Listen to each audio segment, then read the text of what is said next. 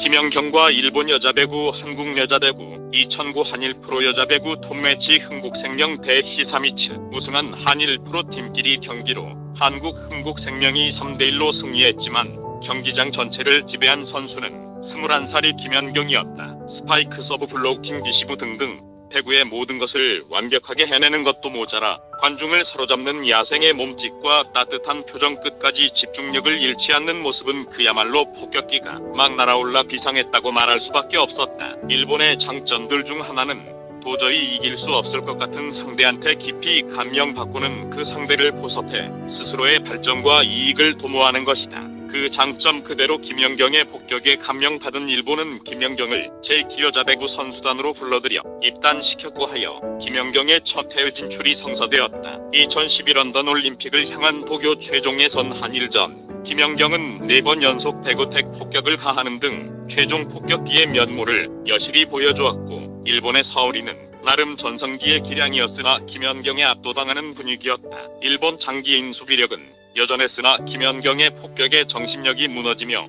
범실이 많았다. 정대영, 양효진, 김희진도 일본을 제압할 높이와 기량을 확보해 자신감 있어 보였다.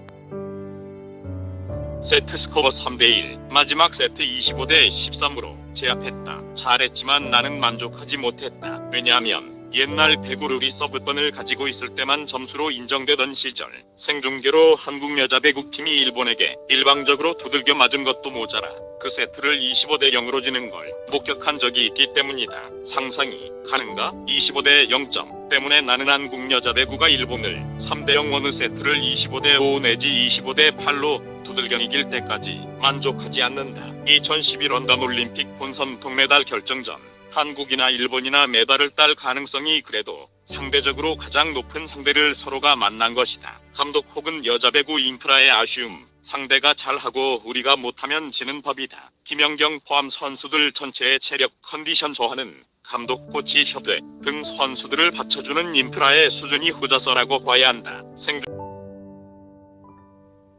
어이없이 지고 나면 음모론마저 생겨나곤 한다. 참고로 프로곤투가 최고 인기이던 옛날 한국인 주니어 미들급 세계 챔피언이 키 작은 개구리 타법의 마지막 고이친가 하는 선수와 독고에서 어웨이 방어전을 치렀는데 한국 선수는 완승할 거라는 예상과 다르게 어이없이 완패하고 말았다. 전날 엄청난 설사에 시달려 권투 시합에 나설 수조차 없는 선수를 링 위에 올려보낸 결과였다. 소위역 독고 대첩을 일본 애들이 이룬 것이다. 이겨웨이 경기에서 선수를 보호해야 할 한국인 코치가 쥐약 즉 경기 승부에 도박금 거액을 거는 야쿠자 등이 뿌리는 돈과 승부 조작 같은 것을 먹지 않고서야 발생할 수가 없는 황당한 설사 사건이 벌어진 것이다. 옛날과 2012년은 달랐는지 어쩐지 모르지만 좌우간 음모론이고 인프라라는 건 정당하건 기겁하건 불법이건 모든 것의 종합이라고 본다. 2012년 올림픽 동메달 결정전에서 김연경의 한국 여자배구가 패한 것은 일본 여자배구의 인프라에 패한 것이다.